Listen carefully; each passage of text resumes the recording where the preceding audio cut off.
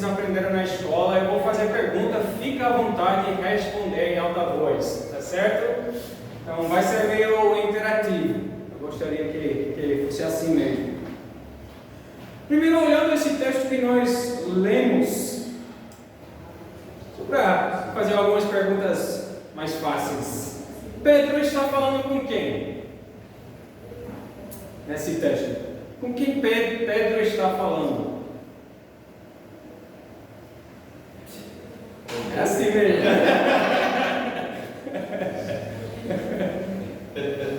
Homens e irmãos. Homens e irmãos. Isso, especialmente homens de Israel. Você pode ver isso em versículo 14, não estava parte da nossa leitura, então vocês estão desculpadas por isso.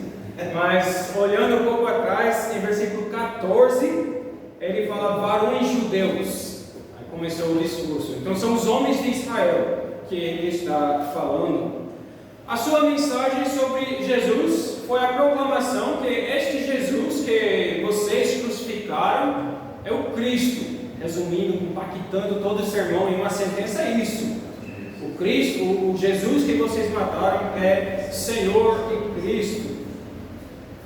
Aí os judeus, os homens, estão cortados no coração ouvindo isso. Aí eles perguntam: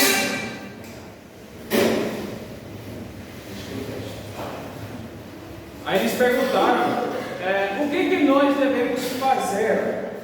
E o que Pedro disse que eles deveriam fazer? Arrepender-se e sejam batizados. Quantas pessoas foram batizadas naquele dia? Cerca de 3.000. Em versículo 42, os primeiros cristãos, claro, os judeus eram cristãos debaixo de figuras no Antigo Testamento, mas os primeiros cristãos do Novo Testamento, agora esses 3.000, se dedicaram a 4 coisas. Versículo 42. Quais são essas 4 coisas aos quais eles se dedicaram? Doutrina, comunhão e orações. Ótimo, foi 3. E o partir do pão. E o 4 foi? O partir do pão.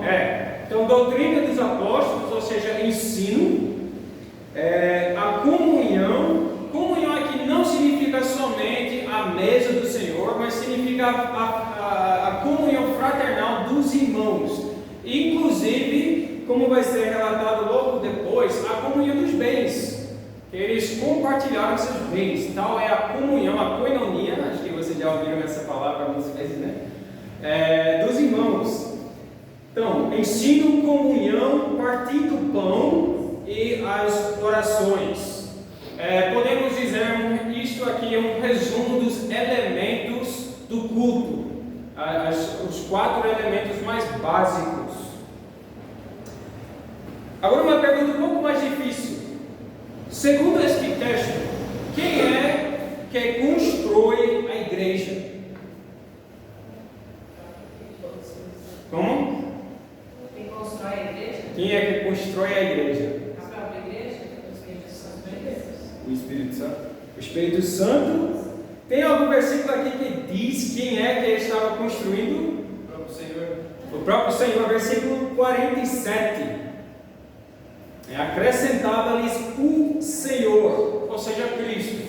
Aqui o Senhor se refere a Cristo, é quem constrói a igreja. Então, por que isso é importante? Porque isso significa que a igreja não é nosso projeto, não pertence a nós. É o projeto, a construção, a edificação de Cristo, do Senhor. Em versículos 44 e seguinte, ele mostra como eles compartilharam todas as suas coisas em comum. Por que eles fizeram isso? O que você acha? Eles ficaram compartilhando seus bens. Uma coisa estranha você fazer com estrangeiros, pessoas que nem conhecem. Baseado no discurso do Sermão da Montanha. Baseado no discurso do Sermão da Montanha. no discurso do Sermão da Montanha.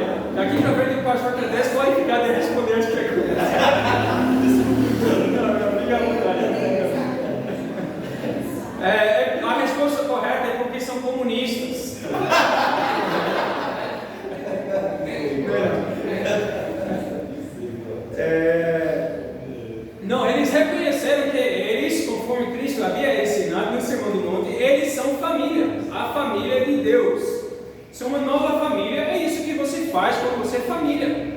Você tem um irmão de sangue passando necessidade, talvez tem câncer, tem um tratamento bem caro. Você nem pergunta, você já logo coloca à disposição os seus recursos, porque é seu irmão de sangue.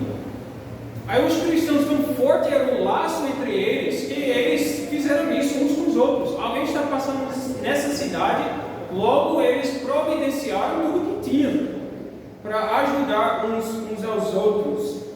Claro que isso não é comunismo. Não houve nenhum governo por cima dele forçando o compartilhamento dos bens. É comunitarismo.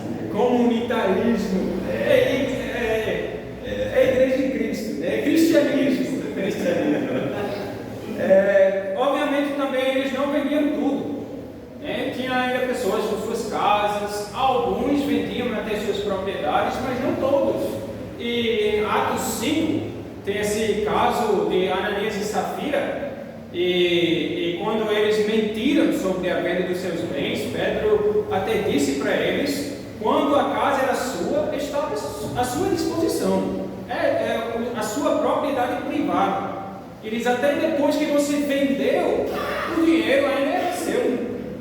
Então, em momento algum, ele questiona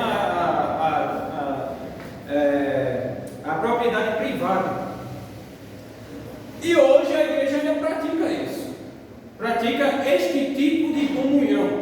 Alguém está passando necessidade, eu abro mão dos meus recursos para ajudar o meu irmão na minha igreja. Isso é severo, porque hoje em dia você vê igrejas por aí que você está lá presente no domingo, mas nem se vê durante a semana e abre mão do seu dinheiro para ajudar o outro na igreja, nem se fala. Então é uma exigência bem alta. Vocês que estão fazendo profissão de fé esse domingo, pense nisso. Vocês estão entrando na família de Cristo com outros irmãos aos quais você é responsável para cuidar. Isso não tira a propriedade privada, mas isso significa que você faz de tudo para cuidar ao necessário para seus irmãos. E nós temos a diaconia na igreja de Cristo. Cristo instituiu, por meio do seu Espírito, por meio dos apóstolos, o ofício do diácono.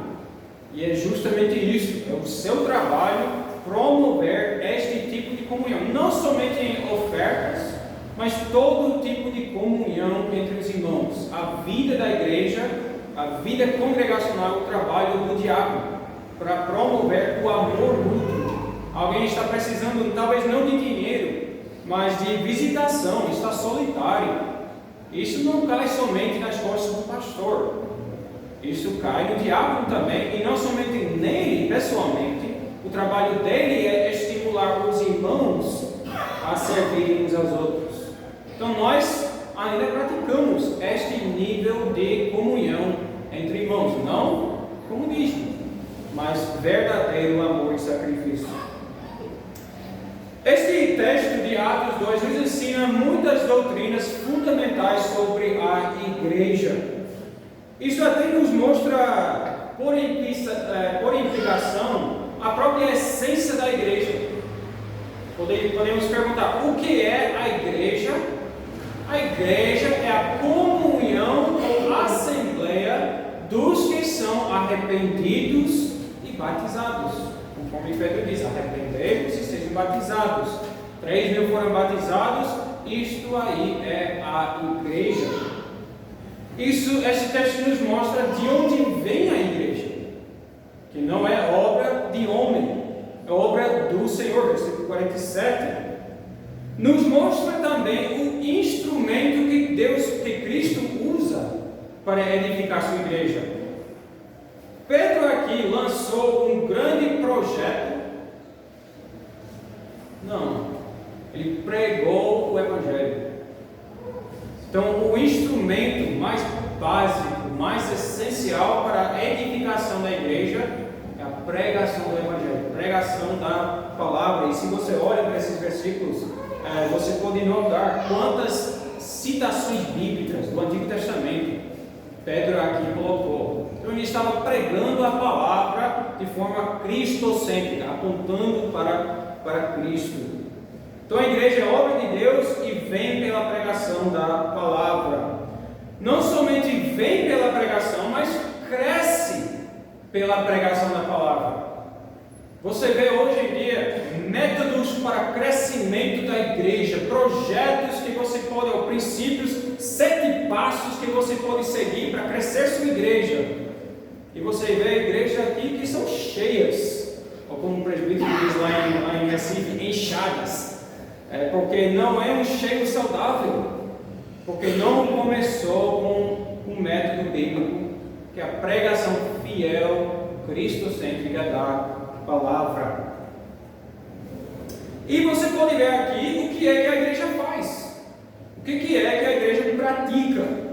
É dedicado à palavra, ao ensino dos apóstolos, eles adoram ao Senhor, as orações, eles cuidam um dos outros, partindo o pão, o sacramento, e compartilhando os bens. As duas coisas vêm em mãos dadas.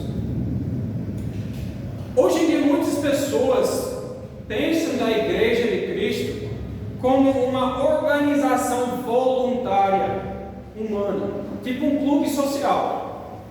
Eu já vi, imagino que vocês já viram pior, mas me espantei já pelas placas que eu vi de igrejas aqui no Brasil. A criatividade brasileira ninguém se questiona, mas a igreja bola de neve, a igreja não sei o que, vocês já viram pior, tenho certeza. Não é organização humana, é igreja de Cristo, obra de Cristo. Isso significa também que se você é cristão, chamado por Cristo, não é opcional você fazer parte da igreja. Estava conversando com um evangélico esse sábado passado, um homem, um garçom da restaurante. Aí ele notou que eu sou pastor, aí ele, eu sou evangélico também. Aí eu, legal, você faz parte de que igreja? Ele disse, não, assim, às vezes eu vou para a Universal, às vezes outro. Eu disse, você não é evangélico, você não é cristão, biblicamente falando, porque cristão faz parte do corpo de Cristo, de sua igreja, não é voluntário. Os cristãos aqui foram batizados por quem? Pela igreja. E o batismo é o sinal da sua entrada na igreja, da sua membresia na igreja. Então não é algo opcional, não é algo que nós andamos pela rua e perguntamos, rapaz, essa rua é cheia de igreja, testar essa, depois outra, eu vou ver qual atende minhas preferências. Não tem a igreja de Cristo. E nós, todos os cristãos, somos chamados a fazer parte da verdadeira igreja de Cristo, não segundo nossas preferências. Então é obra de Deus e os verdadeiros cristãos vão fazer parte desta igreja. Dito isso, eu quero olhar com vocês a Confissão Belga, artigo 27 da Confissão Belga.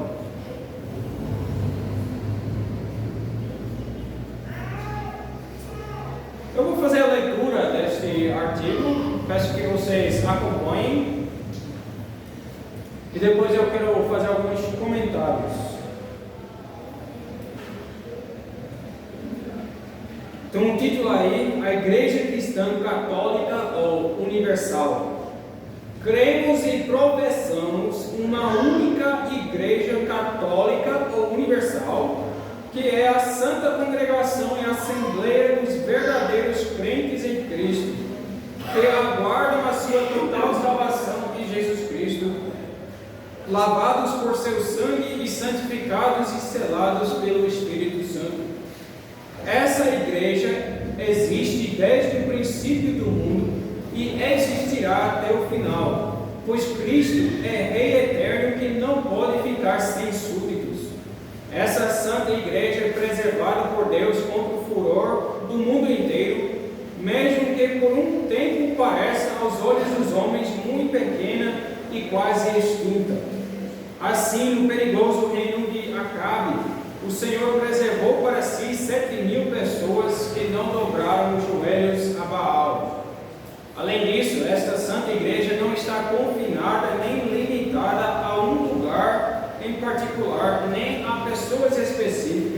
mas está espalhada e dispersa pelo mundo inteiro. Contudo, ela está integrada e unida de coração e vontade em um único e mesmo Espírito pelo poder da fé.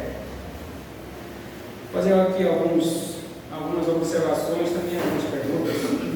Ele, na sua definição, ele aqui professa, artigo 27, começa dizendo que existe uma única igreja santa e católica. Aqui é a linguagem do credo niceno. Não sei se vocês já estudaram o credo niceno, um dos 7 credos ecumênicos.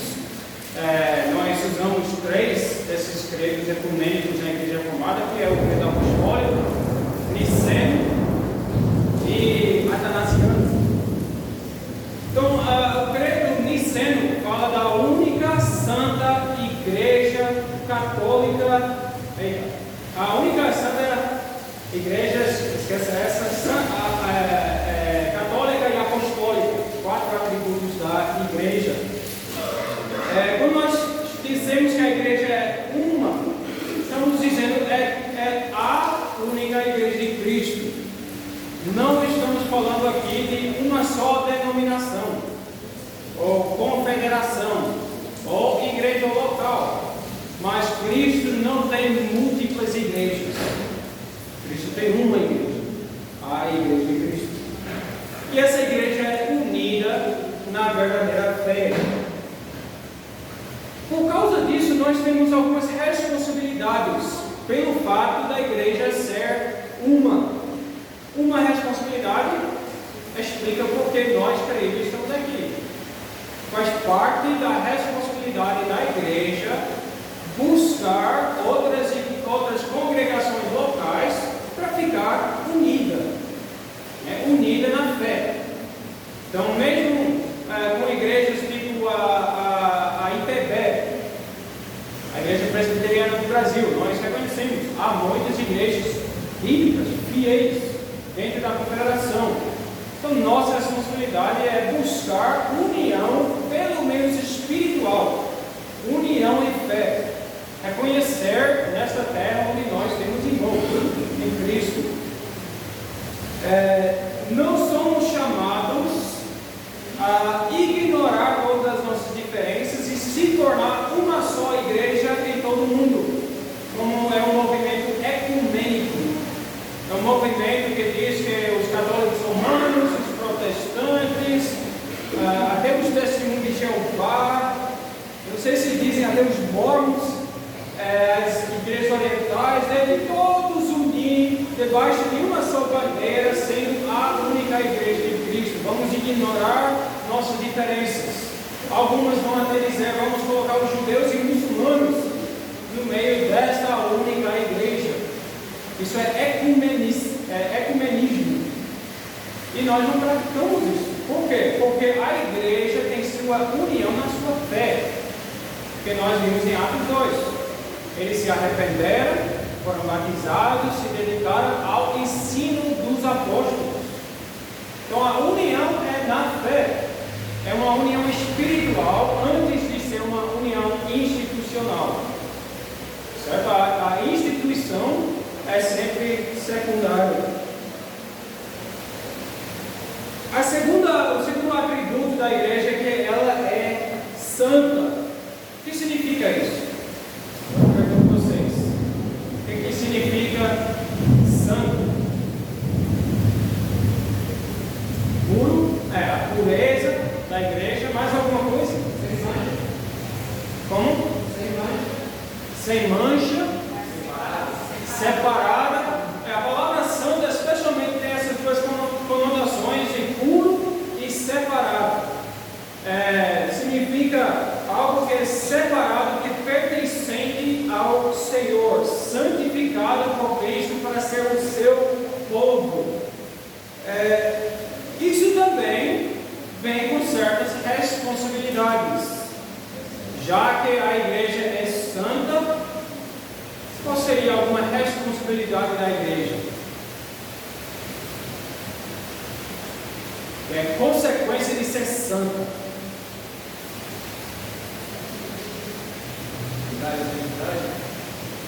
Andar em santidade? andar em santidade, reaproveitando a palavra santa.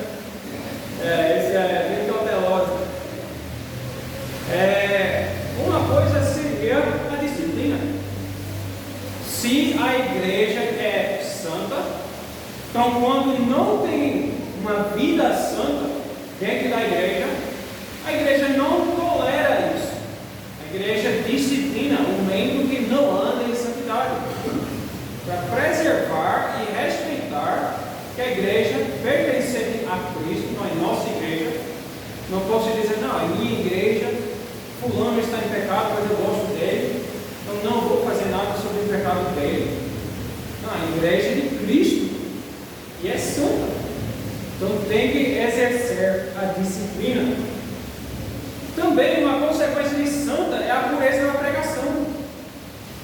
Se a igreja é santa, então eu como pregador e o seu pregador tem que ter todo o cuidado que cada palavra que sai da boca dele de fato é conforme a palavra de Deus.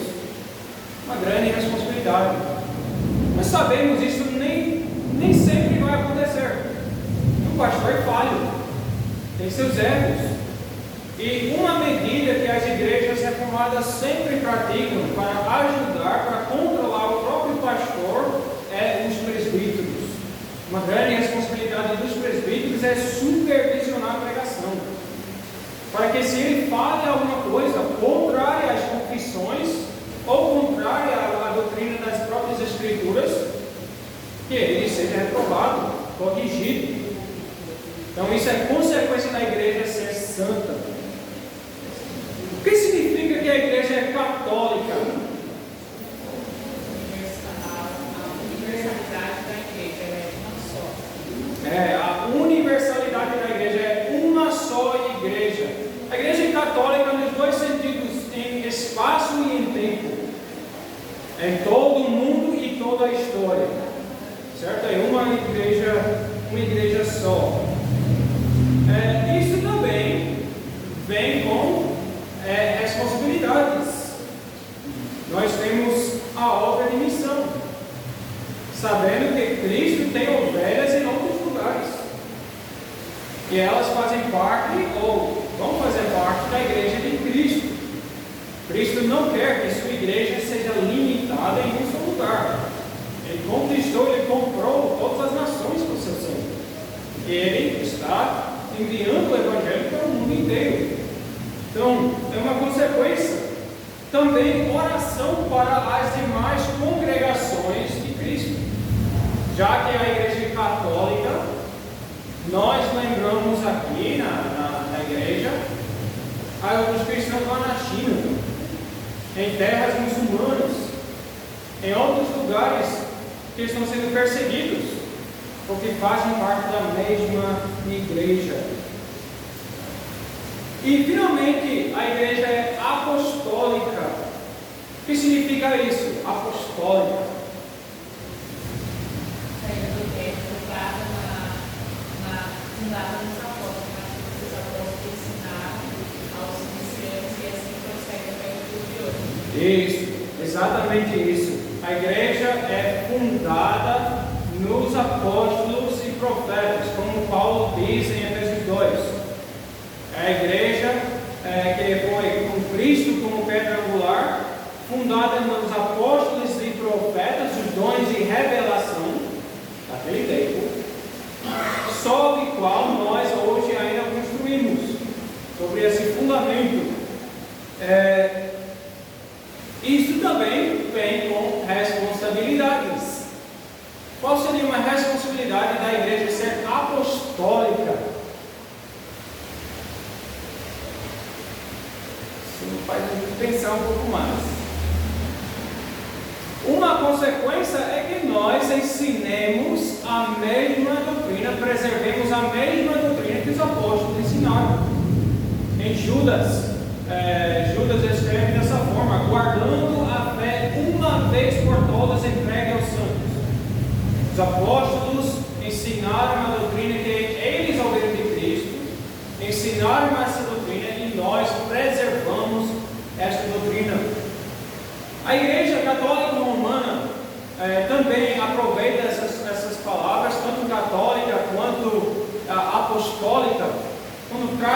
Igreja Católica, a Igreja Romana diz: nós somos a Igreja Católica. Isso é uma contradição em termos, dizer nós somos a Igreja Católica Romana. Ou você é católica ou você é romana, romanista, porque a Igreja Católica não é só de um lugar, mas essa palavra significa apenas universal. E a Igreja Católica também diz: nós somos a Igreja Apostólica, o que significa, na ideia deles, Pedro foi inaugurado ou ungido por Cristo. Pedro depois ungiu o seu sucessor, outro ungiu o seu sucessor, eles também ungiram outros padres e sacerdotes, e todo sacerdote ou padre da Igreja Romana diz que pode traçar-se uma linhagem de ser apostólico até os apóstolos, embora eles não conseguem. Poucos realmente têm um registro dessa linhagem inteira. Mas eles afirmam que tem essa linhagem e provavelmente tem. Provavelmente eles têm uma linhagem que traça lá desde os apóstolos. Mas sabe o que? A maioria dos protestantes também. Na Grande Reforma, quase todos os líderes eram padres ou monges. E essas igrejas ungiram instalaram, ordenaram pastores, presbíteros, etc. Nós poderíamos ficar nessa briga com a Igreja Católica e dizer: não, nós também temos essa linhagem apostólica. Mas quando nós pensamos, o que foi que a Igreja queria afirmar? Quando diz que é apostólica, não é uma linhagem apostólica, é a Igreja que os próprios apóstolos fundaram, a mesma doutrina, a mesma fé. Às vezes, as pessoas costumam fazer uma diferença entre a igreja visível e invisível. Vocês já ouviram esses termos? Igreja visível e invisível. Existe um sentido correto que podemos até usar essas palavras. A igreja invisível é a igreja que existe em todos os lugares e você não consegue ver de uma vez. Eu não posso ver a igreja lá na Arábia Saudita. Então, nesse sentido, é invisível. É católica, a mesma ideia de ser católico, universal. E a igreja visível seria a congregação local. Então, é possível nós falarmos esses termos. Agora, eu alerto vocês a esses termos porque são muito abusados. Essas palavras são muito abusadas. Vou dar alguns exemplos. Primeiro, quando se fala da igreja invisível, você dá a impressão que existe uma igreja que não se vê. É uma igreja que não dá para ver. Mas na realidade, a igreja invisível é apenas a soma das igrejas visíveis. São todas as igrejas fiéis, visíveis em todos os lugares. Isso é a igreja invisível. As pessoas gostam de falar da igreja invisível para usar justamente esse argumento que talvez vocês já ouviram. Não, eu não faço parte de uma igreja local, mas eu faço parte da igreja visível. Não. Se você não faz parte da igreja visível, você não pode fazer parte da igreja invisível, que é a soma dos visíveis. Então esses termos podem ser abusados. Outros ainda abusam nesse termo dizendo assim: tem as igrejas lá visíveis, mas dentro delas tem a igreja verdadeira, a igreja invisível, que é a soma dos eleitos. Se argumentamos assim, nós perdemos o pacto. Nós reduzimos a igreja apenas às coisas que Deus vê, mas eu não posso saber quem faz parte da igreja. Posso só saber que eu faço parte da igreja, mas eu não consigo ver o coração do meu irmão. Então talvez ele faz parte da igreja, talvez não. As igrejas cristãs não falam dessa forma. Se você faz parte da igreja visível, você é contado na igreja invisível, a igreja de Cristo. Não há outra. Então, em latim, prometi que eu não ia falar latim, mas agora estou falando latim. Essa ideia é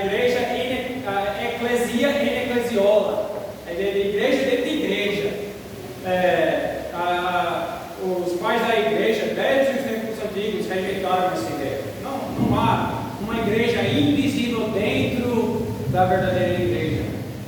Às vezes isso é uma tentação. Se você faz parte de uma igreja, eu acho que talvez alguns de vocês tenham essa história, fazendo parte de uma igreja que seja infiel. Vocês do passado vieram talvez da Universal, de outra igreja que não é bíblica. Aí você acaba se reunindo com alguns outros irmãos que são mais fiéis. E começa a considerar uns aos outros a verdadeira igreja. A igreja dentro da igreja. Mas isso não é uma visão bíblica da igreja de Cristo. Cristo tem sua igreja. Se aquilo que você faz parte não seja fiel, saia daquela igreja e entre na igreja fiel. Não fique satisfeito dizendo assim, a Universal do qual eu faço parte não é fiel, mas eu estou aqui com minha turma e nós aqui somos da igreja. Não, se não está na igreja fiel, saia e vai para a igreja fiel. É isso que Cristo nos chama a fazer. Nós vemos isso também em Atos 2.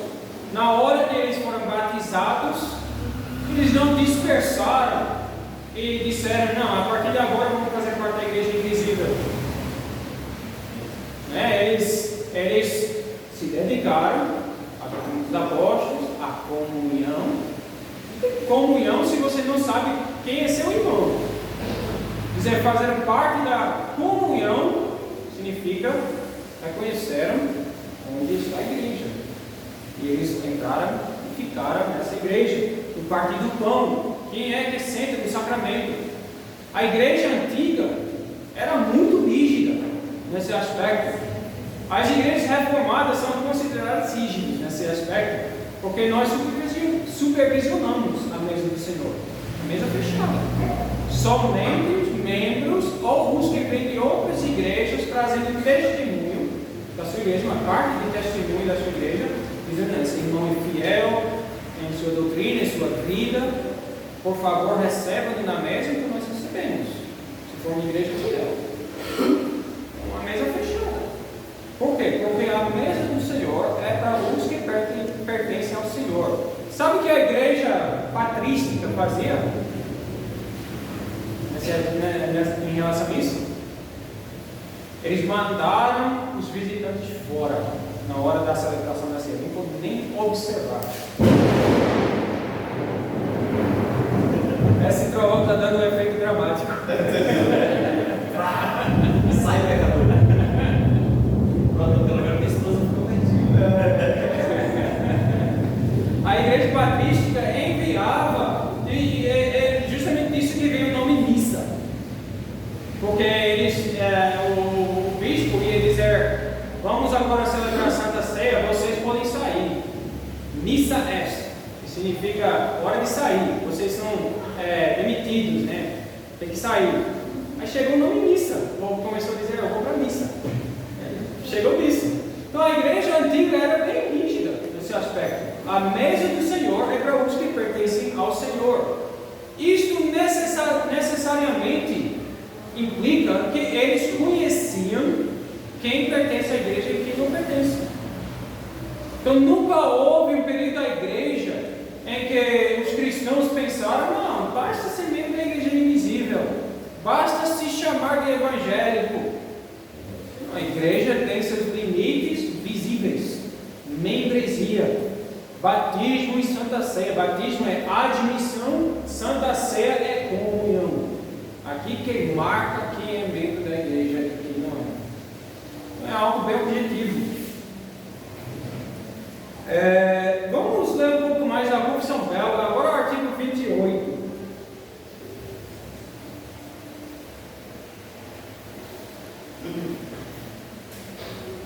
O dever de juntar-se à igreja.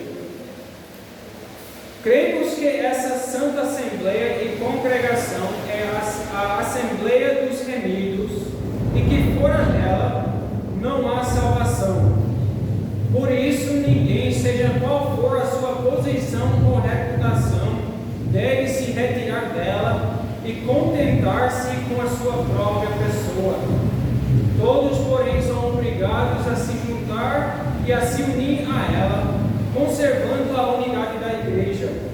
Devem se submeter a sua instrução e disciplina, curvar suas cabeças sob o jugo de Jesus Cristo e servir à edificação dos irmãos, conforme os talentos que Deus lhes concedeu como membros do mesmo corpo. Para que isso se cumpra eficazmente, é dever de todos os crentes, segundo a palavra de Deus, se separar dos que não pertencem à igreja e se juntar a essa assembleia em todo lugar onde Deus a tenha estabelecido. Devem fazê-lo mesmo que governos, leis e autoridades lhes sejam contrários, e mesmo que sejam punidos fisicamente ou com a morte.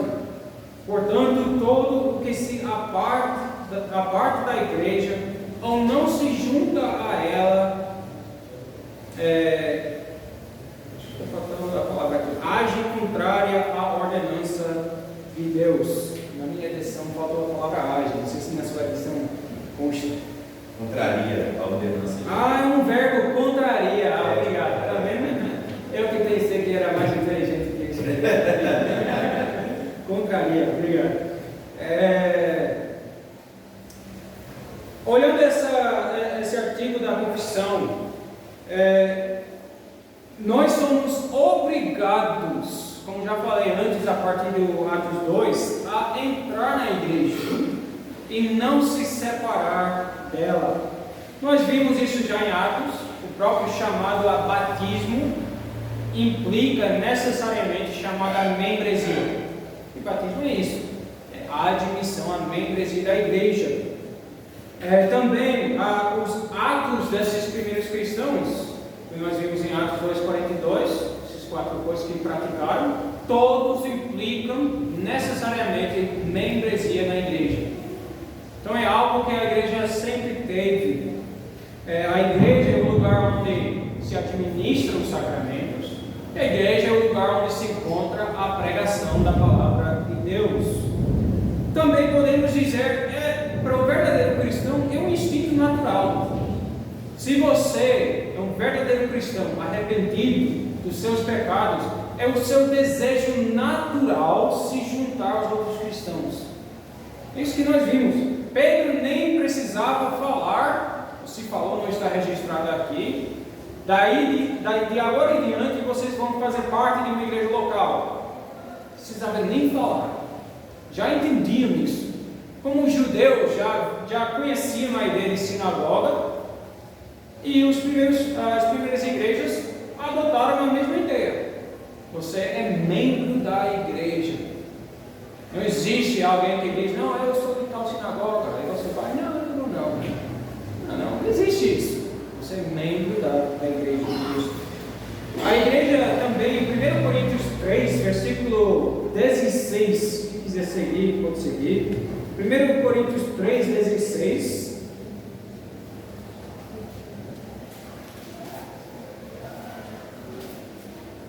Diz aqui, não sabeis que sois, veja, plural, sois santuário de Deus e que o Espírito de Deus habita em vós. Quando ele usa o plural aqui, ele está dizendo não somente que você individualmente é templo do Espírito de Deus, embora isso seja verdade, cada cristão individualmente é templo do Espírito, que o Espírito habita nele. Mas ele aqui está usando o plural. Vocês, como um todo, são o templo de Deus. Então, a igreja, a comunidade dos remidos, é o lugar onde Deus quer ser adorado.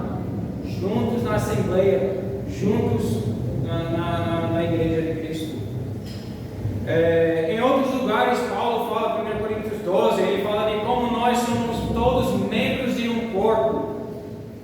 Também implica necessariamente a ideia de membresia da igreja. Somos membros, tem um braço, tem um pé, tem um olho, tem a mente, tem a orelha, não sei quais os membros que ele indicou, mas a igreja, todos os membros do corpo precisam dos outros membros. Então o cristão não foi chamado a ficar lá sozinho em casa, ou adorar a Deus no dia do Senhor andando na praia. Não, isso é meu culto. povo usa esses argumentos. Se meu culto, estou na igreja da natureza, adorando ao Senhor. Deus não chamou você para a praia, chamou você para a Assembleia dos Irmãos, onde você contribui com seus dons e você recebe a contribuição dos seus irmãos, que você mesmo é um corpo, que não vive sozinho. Também em diversos lugares a palavra nos chama a nos submeter aos líderes. Mas uma coisa que mostra, obviamente, a necessidade de membresia. Aquele evangélico que está lá sozinho, não faz parte de igreja nenhuma, como é que ele vai obedecer esses mandamentos de submetem-se aos seus líderes no Senhor? Eu não sei nem quem são meus líderes.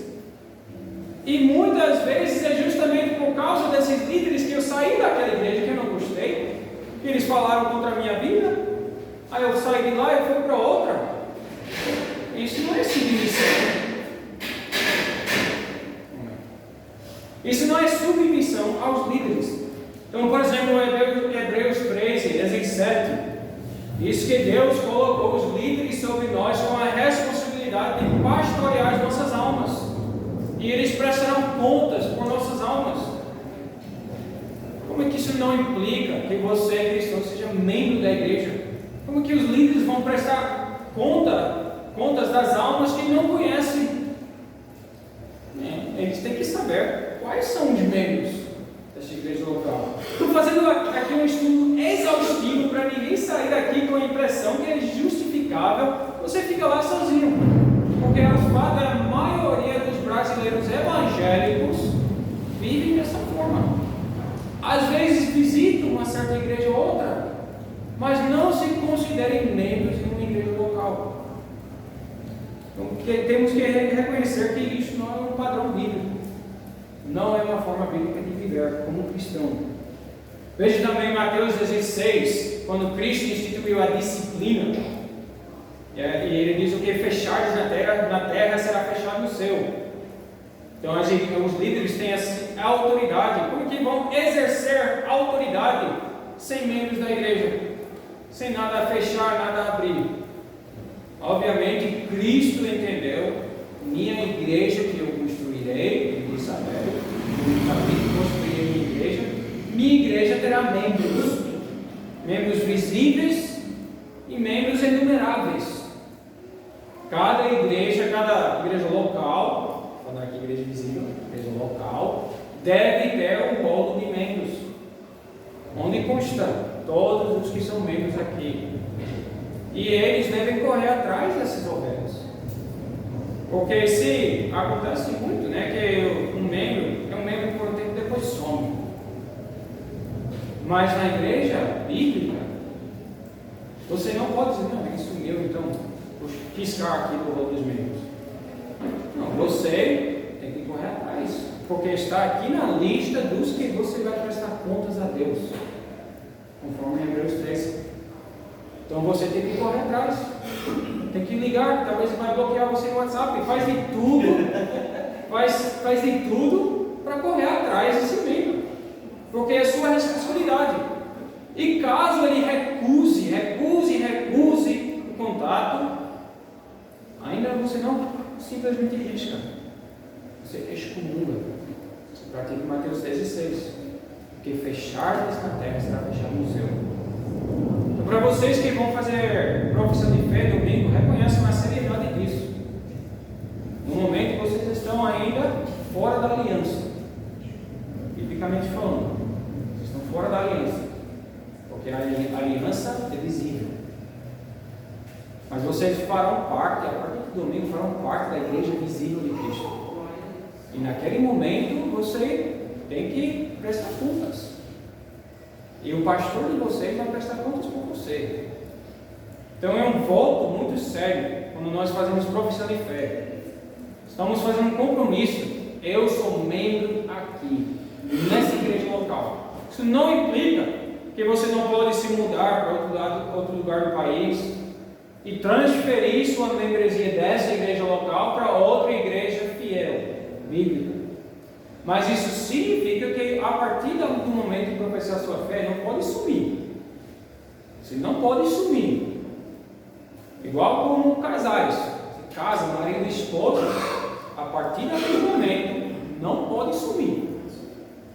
Você tem responsabilidade. Então, o pastor tem que prestar contas por isso. É uma obra bem difícil. Eu posso testemunhar, pastor Matos, e vou testemunhar disso, é uma obra bem difícil. Nós temos um momento em nossos concílios, que são um momento 2 vezes por ano, onde as igrejas locais vão apresentar casos que estão se levando para excomunhão. E eles têm que prestar contas às outras igrejas. Nós visitamos ou contatamos o irmão nessa data, nessa data, nessa data, nessa data, nessa data. O irmão disse isso, aquilo. E ele recusa se arrepender. E eu somente vendo isso, as outras igrejas vão dar a prova. Um momento bem solene, bem triste. Não tem outra opção. Tem que excomungar. Aquela pessoa está saindo não somente da igreja local, está saindo do reino de Cristo. Está condenado ao inferno, a não ser que se arrepende. É algo bem sério. Não tem como simplesmente sumir. Mais um texto bíblico que eu queria mostrar é 1 João 2, versículo 18. Espero que ninguém está desistindo aqui de sua profissão de fé. Continuem firmes. Mas é um voto muito solene. 1 João 2, versículo 18. Filhinhos, já é a última hora, e como ouvistes que vem o anticristo, e também agora muitos anticristos têm surgido, pelo que conhecemos que é a última hora. Eles saíram de nosso meio, entretanto não eram dos nossos, porque se tivessem sido dos nossos, teriam permanecido conosco. Todavia eles se foram para que ficasse manifesto que nenhum deles é dos nossos. Nossa membresia da igreja também testifica de quem nós somos. Quando alguém sai da igreja, Mateus 16 é aplicado, ele é excomungado do reino. Ele testifica naquele momento que ele não era pertencente de coração à igreja de Cristo. Externamente fazia parte, estava dentro da igreja de Cristo, mas não tinha o coração, não tinha fé, e por causa disso ficou manifesto que ele não pertencia de fato à igreja de Cristo. Então nossa membresia também é um testemunho público de quem você é, aonde você pertence. Toda vez que você vem para, você começa a celebrar da Santa Ceia aqui, algumas igrejas têm uma mesa, alguns distribuem o pão, outros cada um vem, coloca o pão no vinho, tem diversas práticas. Não estou aqui para dizer uma coisa é melhor do que outra, vou deixar isso com o seu pastor. Mas quando você participa da Santa Ceia, você está fazendo um testemunho público. Eu faço parte da igreja de Cristo. Um testemunho diante de todo mundo. Então tudo isso eu enfatizo para mostrar que membresia na igreja de Cristo não é algo invisível. É algo muito visível e muito consequente. A Confissão Belga, o artigo que nós lemos, o artigo 28, também diz sobre a igreja que fora dela não há salvação. Vocês notaram essa frase? Bem forte, né? Isso. Eu falei isso recentemente, que não há salvação fora da igreja. Ótimo, então já. O bispo católico que disse com outra conotação, mas eu expliquei a conotação adequada. Isso, um bispo nosso, né? Um bispo da nossa igreja. Não era romanista. É Cipriano. Foi Cipriano que disse isso. Realmente era um outro contexto. Ele estava lidando com o fato que às vezes um sacerdote batizava e depois se manifestou herege, o próprio sacerdote. Aí a questão ficou: esse batismo vale ou a pessoa tem que ser rebatizada? Aí ele estava explicando: não, o batismo vale.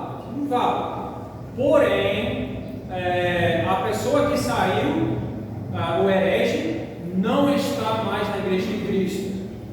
Então, mesmo que ele administrou o batismo, e que Agostinho diz em relação a isso, ex opere operato, outra frase muitas vezes abusada, mas ele diz, o batismo é válido, mas isso não significa que aquele bispo, agora herege, ainda está na igreja de Cristo. E neste contexto ele diz, fora da igreja não há salvação. Isso significa que uma pessoa que não é membro da aliança visível não pode ser salvo de modo algum. Não significa isso. A ideia é que não há outro caminho viável para a salvação. O caminho está na igreja de Cristo. Não tem caminho alternativo, como muitas vezes pessoas pensam dos judeus. Os cristãos têm que fazer isso, aquilo no Novo Testamento, e os judeus têm que continuar seguindo o Antigo Testamento e vamos todos encontrar no céu. É isso. Eles precisam obedecer e se submeter a Cristo, como todos nós. Fora da igreja de Cristo não há salvação. Então não significa que alguém que seja como esse evangelho que eu te mencionei, que diz não faço parte de igreja alguma, que não pode ser salvo. Mas ele está agindo contrário à vontade de Cristo, porque o caminho da salvação se encontra na igreja, e ele não deve se considerar seguro. Não deve se considerar seguro. Uma vez eu estava trabalhando com um jovem que foi excomungado da igreja de Cristo, se arrependeu, depois de alguns anos, se arrependeu, graças a Deus. Estávamos fazendo o estudo bíblico toda semana. Aí eu disse para ele, depois de alguns meses, olha, você tem que lembrar, essa comunhão que nós temos é ótima. Estamos lendo C.S. Lewis, outros livros, comunhão muito boa. Estou reconhecendo em você verdadeira fé. Estou vendo você como meu irmão. Mas, de fato, você não é meu irmão ainda. Você foi excomungado da igreja de Cristo. Então eu quero que você seja meu irmão novamente. Volte para a igreja, porque não há segurança fora da igreja de Cristo. É isso que significa: o que fechardes na terra será fechado no céu. Fora da igreja não há salvação. Existem exceções? Existem. O ladrão da cruz não foi batizado e foi salvo. É isso disso. Existem exceções, mas não há segurança fora da igreja. Uma forma de pensar sobre isso é: você não vai para a padaria para comprar bicicleta. Se você diz, não, você compra as suas bicicletas na loja de bicicleta, mas eu compro na padaria. Não existe, né? Pode ser que você encontre uma bicicleta lá, roubada, mas você não vai para a padaria para encontrar bicicleta. É isso a ideia que Cipriano queria dizer. Você encontra a salvação no lugar onde é dispensada, que é a igreja de Cristo. Veja a última frase de artigo 28. O que diz sobre aqueles que se retiram da igreja ou recusam a entrar na igreja? O que diz? Aquela frase que eu já tive dificuldade para pronunciar. Portanto, todo que se aparta da igreja ou não se junta a ela contraria a ordenança de Deus. Isso. Contraria. Veja que a confissão belga é cautelosa aqui. Ela não diz os que se retiram da igreja ou não entram são condenados. Diz elas contrariam a ordenança de Deus. Então é algo sério. Mas não está querendo dizer aqui que não existem exceções. Eles reconheceram naquele tempo que tinha muitos irmãos que não saíram da igreja católica romana e não entraram nas igrejas reformadas, recém-nascidas. Isso entristeceram os irmãos, porque havia Erasmo, alguns outros que nunca saíram da igreja católica romana e que Lutero considerava como irmão. Tinha outros fiéis, por diversos motivos, que recusaram a quebrar os laços com o Papa e seguir o Evangelho de Cristo. Então aqui diz, eles estão contrariando a ordenança de Deus. Não está dizendo que todos serão condenados. É possível alguém, membro da igreja católica romana, graça e pela misericórdia de Deus ser salvo. Porque ele tem uma fé que é melhor do que a fé que a igreja dele ensina. É possível. Mas ele deve sair de lá. Deve entrar numa igreja verdadeira. A mesma coisa alguém na Universal, na Assembleia de Deus. É possível alguém ser salvo? É possível. É possível alguém ser verdadeiro crente. Mas ele deve procurar a igreja verdadeira. Não deve permanecer. Eu vou tratar em pouco tempo agora as marcas da igreja. Deve procurar uma igreja bíblica. Não deve permanecer num lugar que não seja bíblico. Esse artigo também diz que nós devemos nos submeter à instrução e disciplina da igreja. Isso significa que então nós somos ensináveis. A ovelha segue o pastor. Não segue o pastor de forma cega, né? Porque o cristão não é uma ovelha, uma besta mesmo. Ele é um cristão, um ser humano, com raciocínio, com a palavra de Deus em sua mão. Mas ele se submete, ele é ensinável. E o pastor, assim, isso dá alegria para o pastor para poder dirigi-lo a Cristo e ver a obra de suas mãos estabelecida. Eu tenho certeza, o que pastor Cleiton quer mais do que nada é ver todos os que falam profissão de fé no domingo permanecer nessa fé até o final de sua vida. Eu acredito provavelmente vai ter dificuldades ao longo do caminho. Estatisticamente, boa parte dos que fazem profissão de fé acabam contrariando. Que não seja o caso aqui. Que não seja o caso. Então sejam submissos ao seu pastor. Não cegos, mas submissos.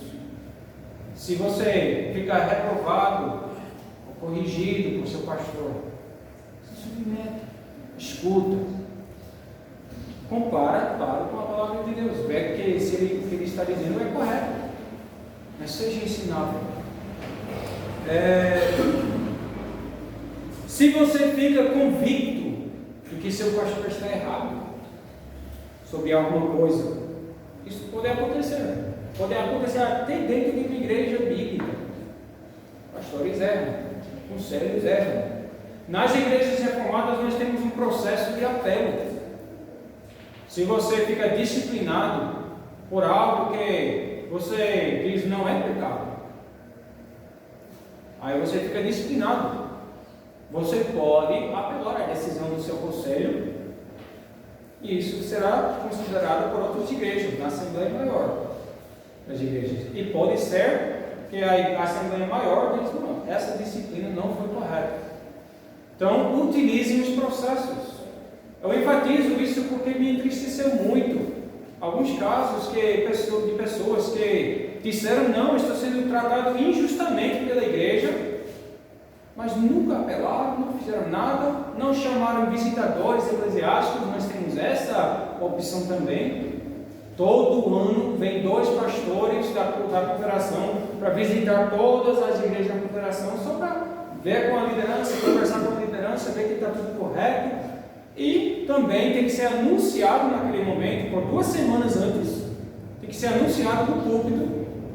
Tal e tal data, os visitadores eclesiásticos vêm. Se alguém quer falar com os visitadores, por favor informe o conselho para eles separar um tempo para ouvir você.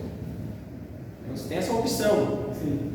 Eu oriento eles a esse respeito. Se um dia vir alguma conduta, eles podem partir para instâncias superiores, porque somos dotados de falhas, mas ao mesmo tempo eu também não passo pano para nada. Isso. Está errado, chamo, conversa. Ainda bem que os amigos estão acostumados com o jeitão do pastor, mas também deixo aberto para eles. Qualquer dificuldade, se não estiver seguindo os documentos, se não estiver seguindo as doutrinas, vocês têm aonde recorrer.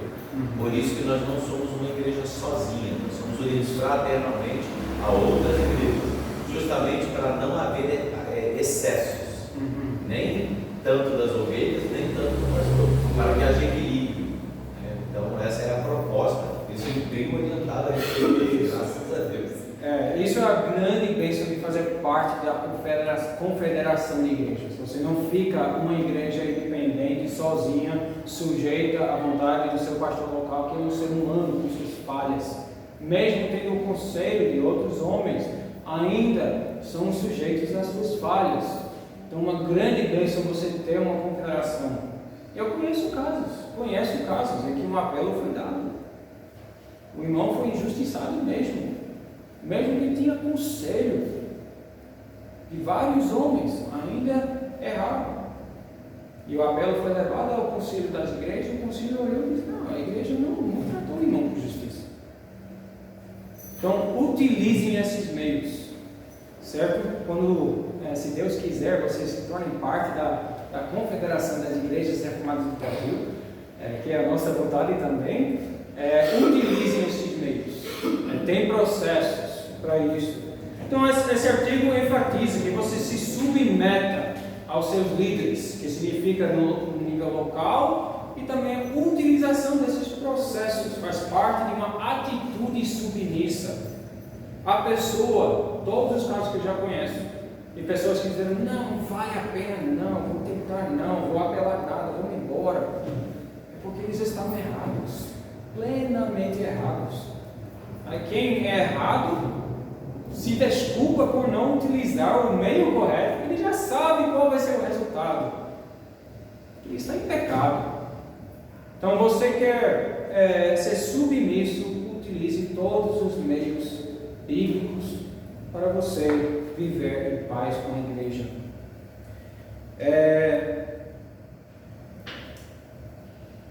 Aqui também diz que você serve a edificação dos irmãos. Estou prolongando demais, espero que não.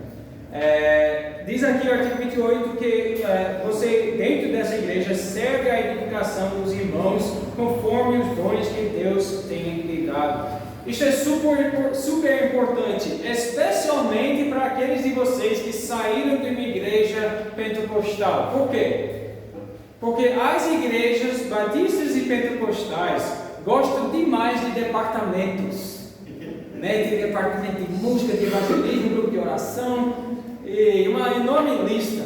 Você entra na igreja, há pouco tempo você faz parte de um departamento. Não estou falando que é uma prática errada, certo? Mas quando você entra na igreja reformada, as igrejas reformadas, pelo desejo de preservar a pureza do púlpito, não vão dar voz na liturgia, no culto, a cada um desses departamentos. E muitas pessoas não gostam disso. Não sei se isso aconteceu já aqui. Eu já vi vários casos. A pessoa chega, aí ele sai chateado. Aí diz: rapaz, nessa igreja só o pastor fala. Que ele quer sua vez. Ele quer ouvir sua voz. Na igreja reformada, você não vai ter essa oportunidade, a não ser que ele seja um pregador. Então você não faz parte da igreja de Cristo para chamar atenção a si mesmo. Eu acho realmente isso muito triste, que as igrejas evangélicas usam isso como estratégia para atingir, para trazer certas pessoas por dentro. Se você entrar na igreja, vamos dar a você a oportunidade de ser visto pelos outros. Cristo já falou sobre aqueles que oram para ser vistos pelos outros.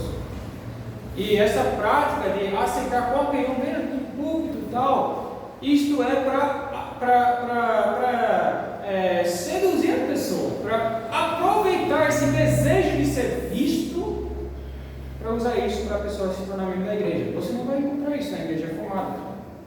Então algumas pessoas ficam bem chateadas com isso, aperreadas, né? Como os nordestinos me ensinaram a falar. O fato de que você não fala no púlpito não significa que você não tem ministério nas igrejas. Todo cristão é chamado a servir, ministrar. Isso vem da palavra grega diaconia, que significa servir. Todo cristão é chamado a servir uns aos outros. Então, para você que veio de uma igreja pentecostal, você vai ter que se reorientar um pouco. Cristo está me chamando ao ministério. Está chamando todos vocês ao ministério. Mas não é aquilo que você pensava antes. O ministério consiste em servir aos outros irmãos. Tem aquele que é solitário, você visita. Aquele que está doente, você ajuda. Aquela mãe que tem muitos filhos e precisa de um pouco de ajuda, você ajuda ou faz uma refeição para ela. Tem grupos de recuperação de vícios dentro de uma igreja. Tem alguns ex-alcoólicos ou ex-drogados. Eles servem um ao outro. Sua vida cristã é cheia de ministério. Tem que ser cheia de ministério. Mas não é aquela coisa bonita colocada lá na frente para todo mundo olhar você. Você é chamado para servir para servir. Servir para servir. Não servir para ser visto. Claro, tem alguns ofícios mais visíveis, né? O pastor, o ministro da palavra, os presbíteros, o diácono. Então, se você tem esses dons, você é homem, você tem esses dons, talvez Deus esteja chamando você para isso. Ir para o seminário, percorrer o caminho todo e entrar nesse ofício. Mas todo cristão tem ministério, é chamado ao ministério, mas é um ministério humilde, conforme o exemplo de Cristo, que veio para servir os pequenos. Isso é a primeira qualificação do pastor também. Ele serve os humildes, serve os pequenos. Ok, mais um artigo e depois vamos encerrar. Artigo 29.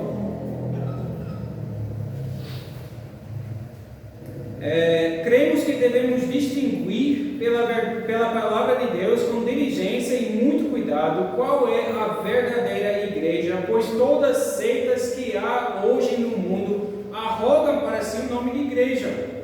Não falamos aqui dos hipócritas que se misturam aos fiéis da igreja, pois embora participem visivelmente da igreja, não fazem parte dela. Mas falamos do corpo e da comunhão da verdadeira igreja, que se deve distinguir daquelas seitas que se dizem igreja. A igreja verdadeira é reconhecida pelas seguintes marcas: ela pratica a pura pregação do Evangelho, mantém a pura administração dos sacramentos, segundo Cristo os instituiu, exercita a disciplina na igreja para a correção e punição dos pecados. Em síntese, governa a si mesma, segundo a pura palavra de Deus, rejeita tudo que lhe for contrário e tem Jesus Cristo como o único cabeça. Assim se reconhece com certeza a verdadeira igreja e ninguém tem o direito de se separar dela. Vou parar por aí. Então aqui nós temos as três marcas da igreja verdadeira. É importante, é necessário, não tem outro jeito, é necessário distinguir entre igreja falsa e igreja verdadeira. Todo cristão que quer viver como cristão tem que fazer isso. Então isso é chato na nossa cultura. Você está exercendo um julgamento, mas é necessário. Não tem outro jeito. Tem muitos grupos que reivindicam para si mesmo o nome de Igreja de Cristo e não tem direito ao nome da Igreja de Cristo. Nós não falamos isso por orgulho nenhum, é fato. Sempre houve ao lado da Igreja seitas. Desde o primeiro século, a seita gnóstica, surgiu várias seitas gnósticas. Depois os arianos, depois vários outros grupos heréticos. Sempre houve. Então, na prática, nós temos que fazer esse julgamento. Primeiro, onde é que você vai para a igreja? Onde você vai cultuar e ser membro? Você vai ter que julgar. Não vai entrar em qualquer grupo que se chama igreja. Você tem que discernir qual é a igreja de Cristo. Também você vai se mudar para algum lugar. Talvez você vá lá para o Nordeste, vai lá para Pará, lá para Rio Grande do Sul. A primeira coisa você tem que procurar onde tem a igreja de Cristo. E não é qualquer um. Também talvez você tenha um amigo que você conhece e mora muito distante de você. Então não dá para você dizer, vem, faça parte da minha igreja. Ele mora em outro estado. Aí você tem que exercer um julgamento. Olha, eu recomendo essa igreja. Tem que exercer. Quanto a isso, não é questão de ser orgulhoso, todo mundo exerce esse julgamento. A questão é se o julgamento é bíblico ou não. Aqui se fala de seitas. Seitas são grupos de pessoas que se chamam cristãos. Tem duas coisas distintivas que fazem a igreja ser seita. Um é doutrina não ortodoxa. E outra é a ruptura, ela quebra os laços de comunhão com o resto da igreja. É um sectário.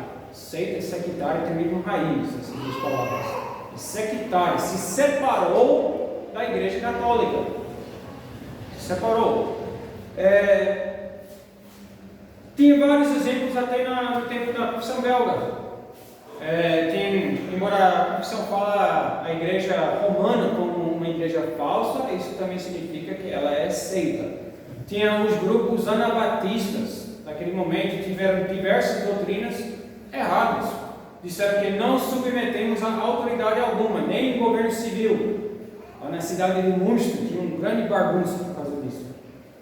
Isso é uma seita.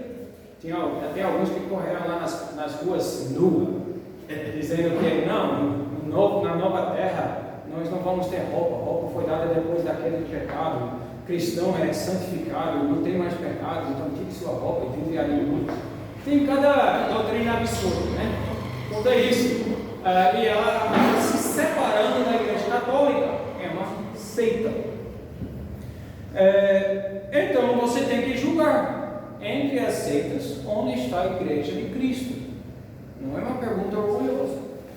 E aqui a Confissão Belga dá uma orientação com 3 marcas que você deve procurar. Primeiro, a pregação do Evangelho, pregação fiel da palavra de Deus.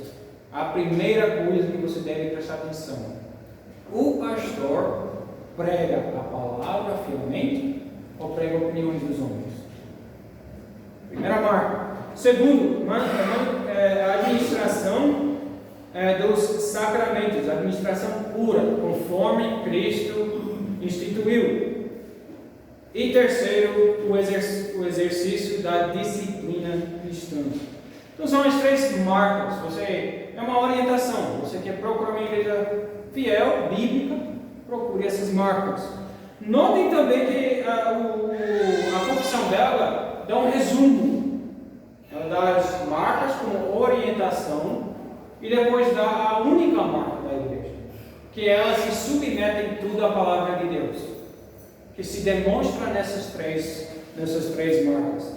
É importante lembrar dessa única marca da igreja. A igreja de Cristo é aquela que se submete em tudo à palavra de Deus, porque a questão aqui é obediência. Obediência, um espírito de obediência à palavra. É possível, por exemplo, na administração dos sacramentos, você ter a convicção do que tem que ser cálice único. Que Cristo, quando Ele deu aos discípulos, possivelmente, alegadamente, eu até não acho verdade, mas alguns vão dizer, não, Cristo teve uma cálice só e distribuiu para todos os discípulos. Então, a igreja cristã sempre tem que usar uma cálice só e distribuir para todos os irmãos. Aí você fica convicto dessa coisa. Lembre-se da única marca da igreja. Ela se submete à palavra de Deus. Vamos ter divergência de opiniões sobre certas coisas. Batismo é imersão ou aspersão? Vamos ter diferentes opiniões. A Santa Ceia tem que ter mesa? Algumas igrejas têm essa opinião bem firme, até mesmo da nossa congregação. Igrejas reformadas, tem igrejas que têm essa convicção bem firme. Não, tem que ser na mesa. Os irmãos sentando ao redor da mesa. Muito bonito, concordo. Mas tem outras igrejas que dizem, não, nós servimos nos bancos. Isto é a catolicidade da igreja. Tem diferenças. Nós reconhecemos, não cortamos os laços para virar uma seita por causa de coisas que não são claramente ensinadas na palavra de Deus. Então, é bom lembrar dessa única marca. Também porque você poderia ter uma igreja com pura pregação, fiel à administração dos sacramentos, exercício de disciplina, mas tem mulher pastora. Mas você diz, não, mas ela prega tudo correto. Eu duvido. Mas vamos supor que ela prega tudo corretamente na palavra. Essa igreja atinge as 3 marcas, então é igreja bíblica. Não se submetem da palavra de Deus. Então é bom lembrar dessa única marca. Note também que tem as marcas da falsa igreja. Aqui no artigo, vamos ler o resto do artigo aqui. Então, começando esse parágrafo, os que pertencem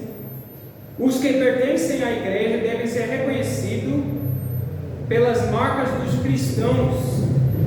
Eles creem em Jesus Cristo como o único Salvador, fogem do pecado e buscam por justiça, amam o verdadeiro Deus e o seu próximo, sem se desviar para a direita nem para a esquerda, e crucificam a carne com as obras delas. No entanto, ainda permanece neles uma grande fraqueza, a qual combatem pelo Espírito todos os dias de suas vidas. Apelam continuamente para o sangue e sofrimento, morte e obediência de Jesus Cristo, no qual tem a remissão dos seus pecados por meio da fé nele. A falsa igreja, contudo, atribui mais autoridade a si mesma e às suas ordenanças do que a palavra de Deus. Não quer se submeter ao jugo de Cristo, não administra os sacramentos conforme Cristo ordenou em sua palavra, mas acrescenta e subtrai deles o tanto que lhe convém. Baseia-se mais nos homens do que em Jesus Cristo. Persegue aos que vivem de maneira santa, segundo a palavra de Deus, e aos que lhe repreendem os seus pecados, cobiça e idolatrias. Pela distinção uma de outra é fácil conhecer essas 2 igrejas. Então, olhando primeiro essa última parte, as marcas da falsa igreja. A igreja que se chama igreja, mas não é igreja de Cristo, vai manifestar isso, não somente na ausência das 3 marcas bíblicas, mas com o tempo também das marcas da falsa igreja. Ninguém é neutro. Se você já foi membro da Assembleia de Deus, aí você começou a ensinar a doutrina da soberania de Deus, com pouco tempo você sofre, você chutar no chão, porque a igreja a igreja falsa vai acabar perseguindo os cristãos. Sempre é assim. Como a igreja romana fez com muita crueldade aos reformados. Foram muitos torturados, mortos, fugidos de suas casas, por ser fiéis à palavra de Deus.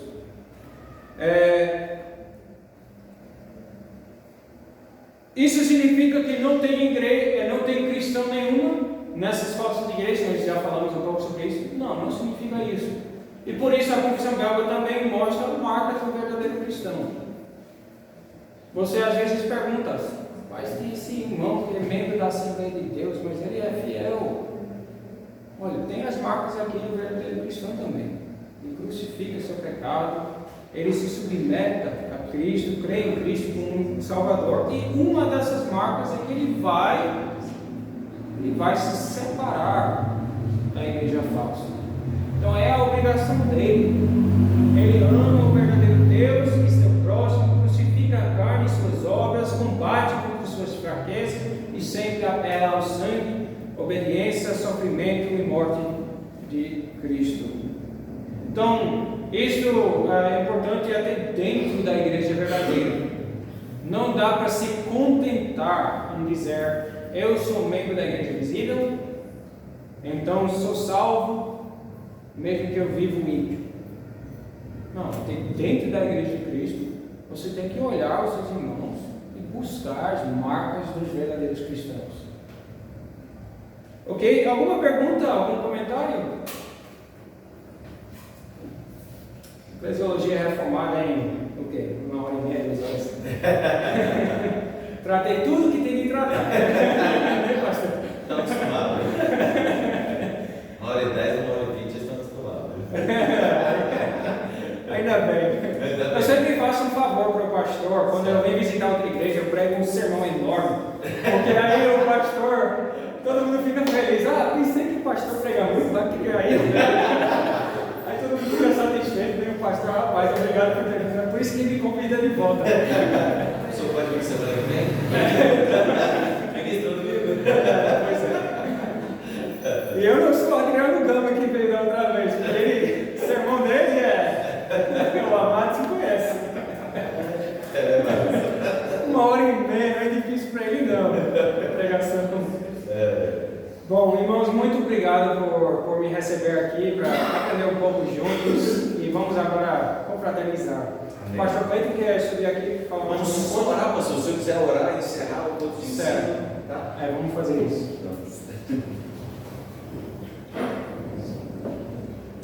Senhor, nosso bondoso Deus, nós agradecemos por esse momento tão especial de reunir com irmãos, nossos irmãos em Cristo.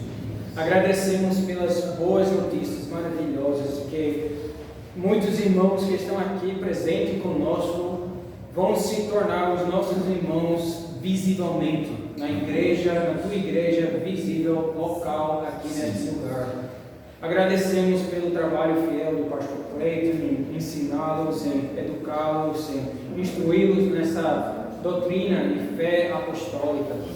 E pedimos que tu fortaleces esses irmãos, que tu fortaleces essa igreja local, que seja um lugar onde sempre a palavra é pregada puramente, que todo o conselho da palavra de Deus é pregado, e que os sacramentos sejam administrados puramente e a disciplina exercida fielmente. Fortalece também, ó Pai, os nossos laços como irmãos. É uma alegria tão grande ficar aqui como irmãos de igrejas reformadas que possam olhar uns aos outros e dizer: aqui temos irmãos cristãos verdadeiros que atingem essas marcas de cristãos. Graças a Ti, Senhor, por essa bênção de não estar sozinho, mas ter os nossos irmãos em cujo temos todo o nosso prazer. Pedimos a Tua bênção sobre nossa confraternização, sobre nossas conversas, que seja tudo conforme a graça que temos recebido, que nossas conversas sejam temperadas com sal, saborosas, cheios de graça, para proclamar as Tuas maravilhas. Pedimos o Teu perdão também por nossos pecados, nossas fraquezas, até nesta noite, os pecados que cometemos contra Ti. Perdoe-nos, Senhor. Isso nós oramos em nome do Senhor Jesus Cristo. Amém. Amém. Louvado seja.